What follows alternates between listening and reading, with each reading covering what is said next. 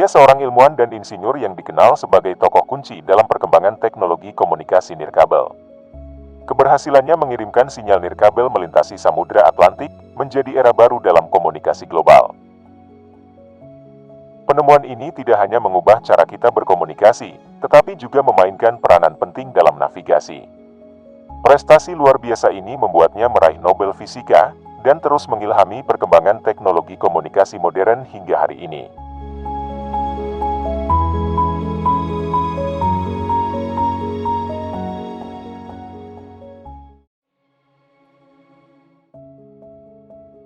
Guglielmo Marconi lahir pada tanggal 25 April tahun 1874 di Bologna, Italia.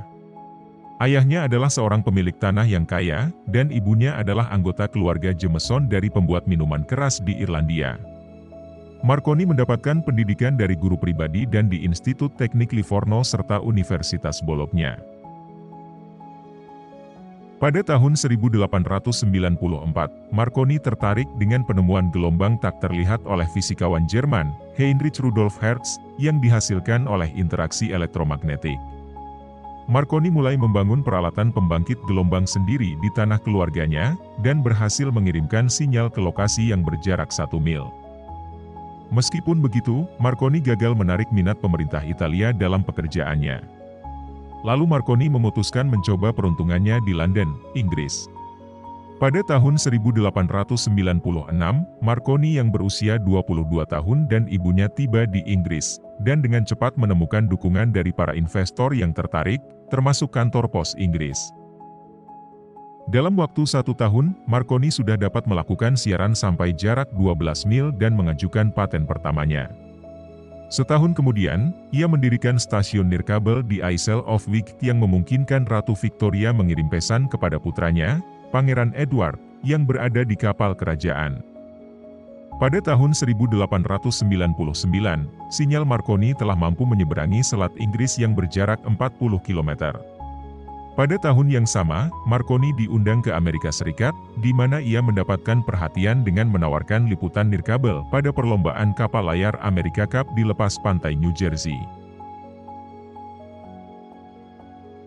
Marconi mulai bekerja untuk meningkatkan teknologi nirkabelnya untuk siaran transatlantik. Banyak fisikawan berpendapat bahwa gelombang radio memancar lurus, sehingga tidak mungkin sinyal disiarkan melampaui cakrawala. Tetapi Marconi berpendapat bahwa sinyal tersebut akan mengikuti lengkungan planet ini. Walaupun sebenarnya sinyal tersebut berjalan lurus, lalu dipantulkan oleh ionosfer, sehingga sinyal tersebut tampak memancar dengan melengkung.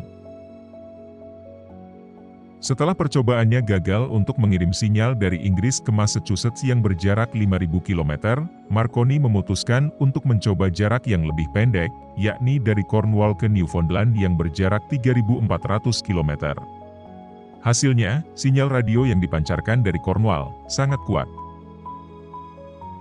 Pada tahun 1909, Marconi bersama dengan fisikawan Jerman, Karl F. Braun, penemu tabung sinar katoda, mendapatkan hadiah Nobel dalam fisika.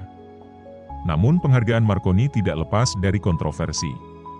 Banyak orang lain yang mengklaim hasil penemuannya tersebut. Pada tahun 1895, fisikawan Rusia, Alexander Popov telah melakukan siaran antar bangunan.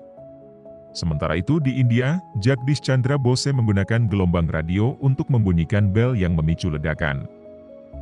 Pada tahun 1901, pionir listrik Serbia Amerika, Nikola Tesla, mengatakan bahwa dia telah mengembangkan telegraf nirkabel pada tahun 1893. Hingga akhirnya pada tahun 1943, Mahkamah Agung Amerika Serikat membatalkan 4 paten radio Marconi dengan mengacu pada karya Tesla. Ketika perusahaan pelayaran menyadari kegunaan telegraf radio untuk komunikasi penumpang, laporan navigasi, dan sinyal darurat, radio Marconi Company menjadi peralatan standar.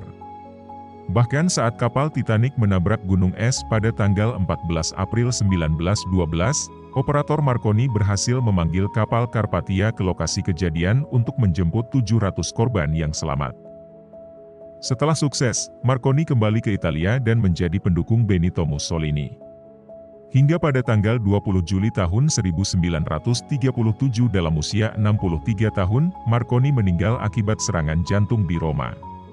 Sebagai penghormatan, stasiun radio di Amerika, Inggris, dan Italia mengudara selama beberapa menit dalam keheningan.